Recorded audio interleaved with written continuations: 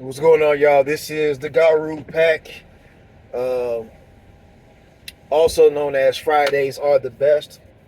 Welcome to the channel, and today we're going to be discussing the uh, the elephant in the room. The SNK CEO steps down um, in the midst of the terrible sales of City of the Wolves. Now, they do say that in the article that City of the Wolves is not directly related to why he stepped down, and it was an accumulation of a whole lot of things. But I honestly think that it was literally City of the Wolves is why he stepped down. So allegedly, the sales in Japan are like 6K, and that's on the PS5 sales, not counting Steam. Steam is doing horrible to a degree when you look at the scheme of just video games in general. Maybe not fighting games wise, it didn't do too bad, but as far as it being a video game, it did terrible, especially with all the advertising it done. There's no telling how much money they spent on advertising.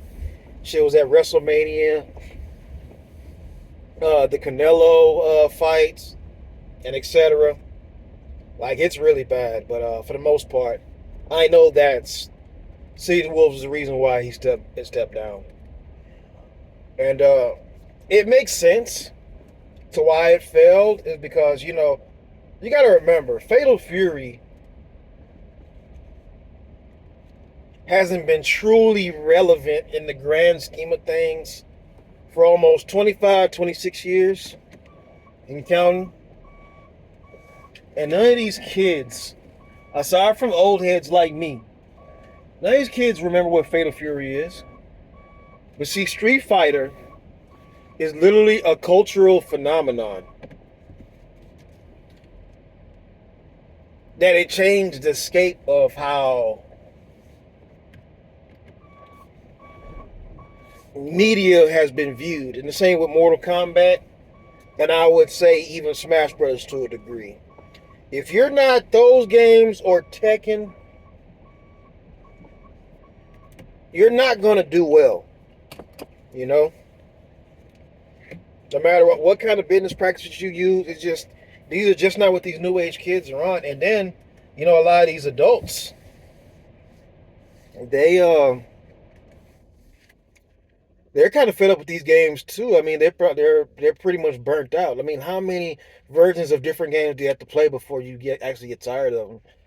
I mean, in the grand scheme of things, they all play the same. You're beating down a life bar, you're finding out new combos, and you're not adding anything, no new substance that makes it stand out to where people will be interested.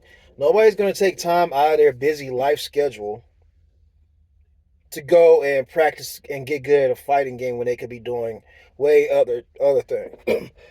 Excuse me, way other different things. You got to give them incentive to even want to do that. Um, I'm going to pause it for right now, and I'm going to walk around.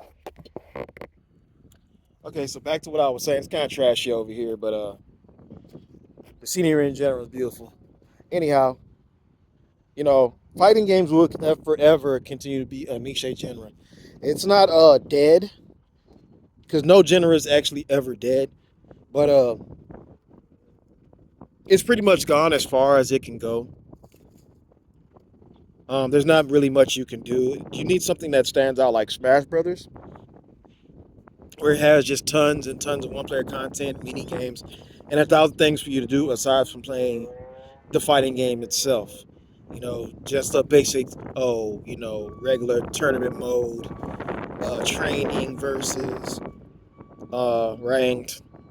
You can't just have that no more. It's like you're too traditional for your own good. Tradition is good, but when you're being too traditional and too stagnant for your own good, people tend to blow past you. You gotta be innovative while being traditional at the same time. And I figured that a lot of these people, they still don't grasp the fact of being have balanced, and it's just you know, they're not fighting games aren't dead, but it's definitely a zombie. It's walking around. You see movement, but there's no life there. If that makes any sense. But yeah, yeah, fighting games are done, man. it would just have to stay in its little corner, just like other genres. But there is potential for a few dominant erupts to make a change soon. And I'm not going to elaborate on that, but I got some ideas to how the landscape of fight games can change and could be a renaissance of the golden era of the 90s, if you will. But anyway, that's the reason why this game pretty much failed.